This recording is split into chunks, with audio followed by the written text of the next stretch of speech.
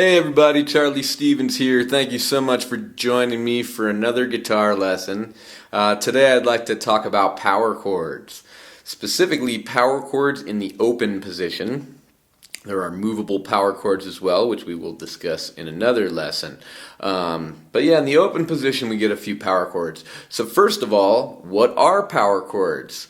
Well, power chord is a cool term that us guitar players get to say that other musicians don't really get to say. They have to call it a perfect fifth when they're talking about the same thing. Okay, so technically a power chord is the interval of a perfect fifth. Okay, that's really what it is. So, what is an interval? An interval is the distance between two notes. It's how we measure the space between them. And the one that we call a perfect fifth, we call it that because it is 5 letters away in the alphabet. That's why we call it a fifth. Now, our musical alphabet has some sharps and flats in it and things like that too. So the perfect fifth ends up actually being 7 half steps away from the root. Okay? What am I talking about? Who cares? So if we're going from A, okay, that's going to be 5 away. A, B, C, D, E. Okay? E is a perfect fifth away from A. Okay? It's also 7 frets away from A. I just happen to know that. We'll talk more about intervals at another time, and I can hopefully explain to you how I know that. Okay? But for now, that's what we're talking about. That is what a perfect fifth is. Okay? And on guitar, we sometimes call them power chords, okay? And a lot of times that's when we play them in the bass. I don't really tend to call these power chords when we're playing them up high. I think about them as a perfect fifth. We still play perfect fifths on the guitar, and they're not always considered power chords, okay? Usually just when we're playing on our bass notes. So from A to E, as I said, that's 7 frets away. But we want to play this as a chord, which implies we're going to play more than one note at the same time, right? So, we're going to find this E here on the 2nd fret of the D string. So how did I know that was there? Well, you can watch my video, Notes on the 4th string, and we talk about that's the note E there, and that would be a good thing to do. But you can easily verify by knowing your musical alphabet, which I also have a lesson available on. So you go to D, the very first fret would be D sharp. So now this note here is E, right? We started here with A, we have E. That's our perfect fifth. It's on our bass strings. We're going to call it a power chord today. Okay, so now that we know that, we can see that there's a pattern. We went 1 string that way, and we went 2 frets that way, right? Let's see if that works to grab a power chord somewhere else. How about this low E string? Okay, so we're going to go down a string this way, and then up 2 frets, right? Put us right here. Sounds right. A perfect fifth sounds like the beginning of the song in Star Wars. So, if we have that starting on E, yeah, it's got the same sound, right? Still kind of sounds like Star Wars, so that's how we know we did it right. But let's verify, what note is this and what note do we need? Let's double check. So we're on E. We need to go 5 letters in the alphabet from E.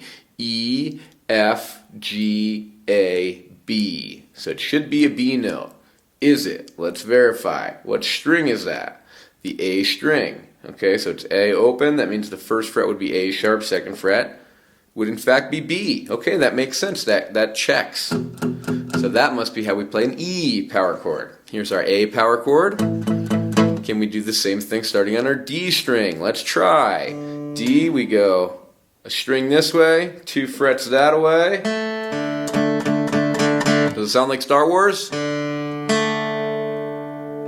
It does. It's a perfect fifth. But what note are we playing? Let's see. What note? We're on the G string, right? So that's G open, G sharp, A. So we started on the D string. Now we're playing the note A. Is that right? Let's see if we started on D and we went through the alphabet. D, E, F, G, A. So we must have done it right. Alright, so those are our 3 bass strings. So those are the ones that I'd like to focus on today. But let's just go ahead and see what would happen if we kept going. What if we started on the G? Let's do a power chord. Let's just follow our pattern. We'll go 1 string that way, 2 over that way, 2 frets over that way. Is that right? Does it sound like Star Wars? Not quite. Okay, so how come? Well, the tuning between the G and the B string is different, and that's something that we need to know. It's important for the guitar. It's something that we talked about when we learned how to tune our guitar, and we were talking about how all these unison notes mostly occur on the 5th fret. So on the 5th fret of my low E, I have an A, which is the same as my next string A, right? Same thing. 5th fret of my A string is a D, matches my open D. 5th fret of my D string is a G, matches my open G. 4th fret of my G string is a B. Okay? The tuning there is different by exactly 1 fret. Then we go back here, 5th fret of my B string gives me the note E, matches my open E string. Okay, so we have a little bit of a different tuning between the G and the B string, and that's why this will be off exactly 1 fret. So I told you it's 1 fret, so you can maybe just move it up or down and try it that way. But why don't we use the other method we know, okay? We know it's going to be 5 letters away in the alphabet. So let's try that. Let's see what we get. We're on G. G, A, B, C, D is 5 away. Okay, so what were we on? This wasn't D. Let's see, we had our B string, right? Does B have a sharp after it? No, it doesn't. If you're confused about that, go watch my lesson on the musical alphabet. Okay, but B is one of the funny ones that does not have a sharp after it, so we go right to C. So if we were on here on the 2nd fret, that would be C sharp. So that's why we didn't get a perfect 5th there. We needed a D. So right past C sharp there on the 3rd fret is a D, as we know from the video on the notes. On the 2nd string we learned that we had a D right there, right? So that's how you play a perfect 5th here. Now, this is where we're getting into territory where I wouldn't really consider this a power chord because it's using the treble strings. I would consider this a perfect 5th. This is a great place to play Star Wars. Awesome place to rip that, and I would play it as a perfect 5th, but I would not call this really a power chord anymore. Not even because it's too high, though, actually, because if I were to play these exact same pitches over here, to me that still is a power chord. So for me personally, it's more about the strings. I mostly root my power chords off of my low 6th string, the E, or my 5th string, the A string. Okay, in this video we're going to also do the D because it makes sense for this in open position here, okay? And now we can check out how these ones we learned here, D, A, and E. Another reason that we call these power chords and not just a perfect 5th is because they're part of a chord. We can think about them as a chord. Even though we're only playing a little part of it, we can think about it as a chord. So if I add on just a regular D chord to this, what we were doing for D, you can see that part was in there. And then I had to add some more stuff to get our normal D major chord, right? But it was still in there. Hey, it's actually still in there if it were D minor chord. Interesting. Okay, if I'm doing the A chord, A power chord with just those 2. If I added on my whole A major, do it with the 3 fingers like that, or my 2-finger way. Check out my lesson on A major if you don't know how to do that. We can see that the power chord is in there too. We're just doing the rest of the chord now too. Hey look, it's also an A minor. Very interesting. On E, power chords like this. What's the rest of the E chord? This, right? It's got it in there. How about E minor? Yup, it's in both of them. So these power chords work for either major or minor, and that's a big advantage that they have in terms of when we'll use them and why we'll use them and things. Okay, so we'll talk more about that when we unpack triads and how they're built and all that stuff. All this will become more clear in time. But I just wanted to point out the connection between these. We're going to do these little power chord shapes for D, A, and E. Okay, but we could also play these full chords for those as well. Okay? So we're going to do this thing here with just the power chords first with all eighth notes, and we're going to use all down strums, and we're going to palm mute to kind of get this certain sound. I don't know, like pop punk or something. I don't know what the sound is, but it just seems conducive to what we're talking about today, so I figured we'd go with this little example. But we're going to use this part of our hand here and gently rest that over here by your bridge here, okay, on the strings. Mutes them a little bit, okay? So we want to be careful that we don't bring our wrist up in an unhealthy angle like this. We want our wrist to be mostly flat. Even though this part is going to be touching, we can still kind of rotate our wrist a little bit to get some of this action to happen, some of this picking action. But you don't want your wrist to ever be doing this, like it's sweeping in and out and plucking in at things. That's going to be a bad technique to incorporate. You want something that's more like this. Okay, I'll try to demonstrate. Good habits for you. So we're going to rest that part of the hand there and do all downs. 1 and 2 and 3 and 4 and. Okay, then we'll do a measure of A, the exact same things. I'm basically just moving this finger over one string. Now I'm focusing on just plucking these two strings, A and D. Now I'm going to move it over again. We're going to go to E, and we'll stay on this one for 2 measures. 1 and 2 and 3 and 4 again, and 2 and 3 and 4 and.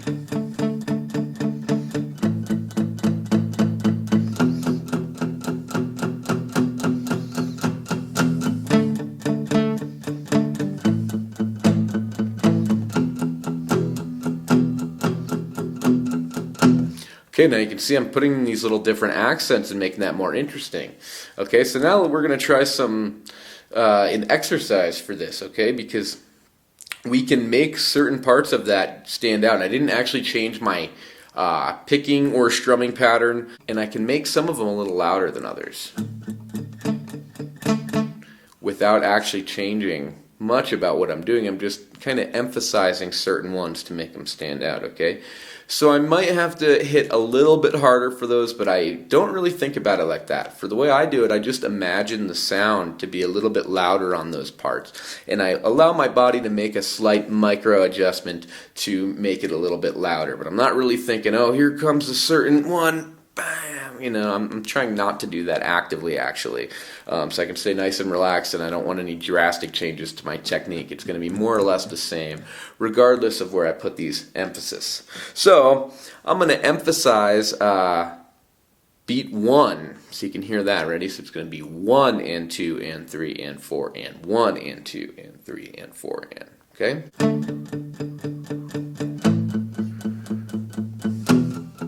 Can even unpalm mute maybe on those.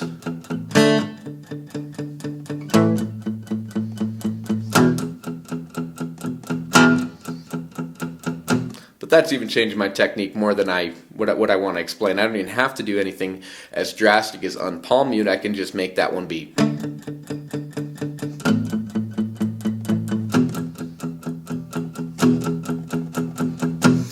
Make it stand out. So now I'd like to shift that. We'll do an exercise where we put it on every possible subdivision in C. So now let's do it on the and of 1. 1 and 2 and 3 and 4 and.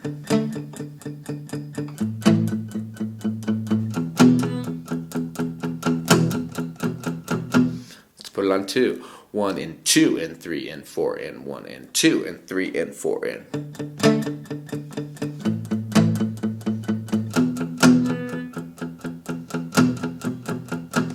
And of 2, 1 and 2 and 3 and 4 and 1 and 2 and 3 and 4 and.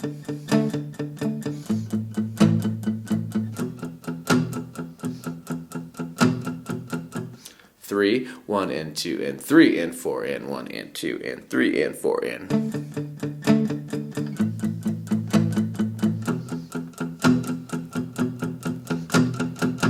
And of 3.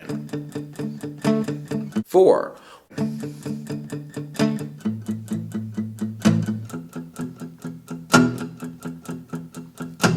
The and of 4.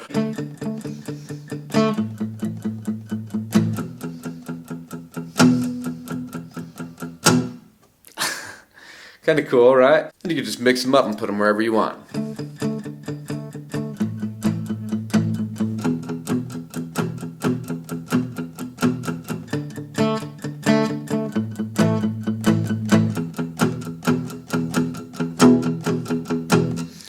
Lots of cool stuff you can do with this. Okay, now let's talk about how to open this up. That can be a little bit of a good way to bring it down. Sometimes the palm muting can be a little subdued because we're kind of muting it. It can be a little more mellow a little bit than like a full strum. So let's juxtapose that with a full strum. We'll go.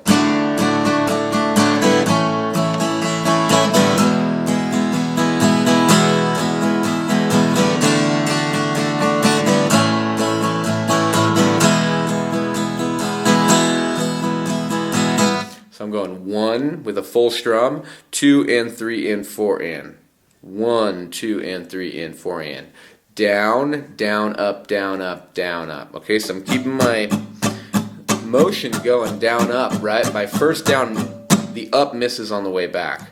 1, 2 and 3 and 4 and 1, 2 and 3. Here, I'll let you hear it. 1 and 2 and 3, and I'll make that and miss. 1, 2 and 3 and 4 and 1, 2 and 3 and 4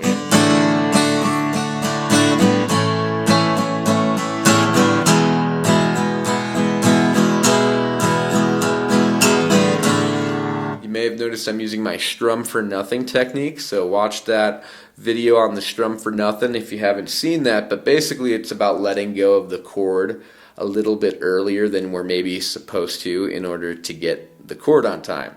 So as I explained in that video, it's kind of like a cheat to make it easier, but also it often sounds really cool. In this example, I think it sounds cool to do it like that. Here it is with no strum for nothing, and I'll leave the chord squeezed down the whole time, and I'll go 1, 2 and 3 and 4 and 1, where I actually, on the and of 4, I strum and I'm still holding the chord down, and then I go right to this one.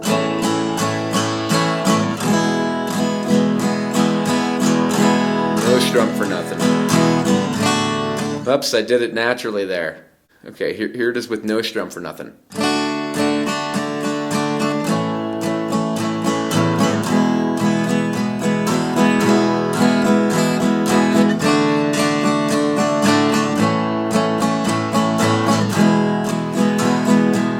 Here it is with the strum for nothing.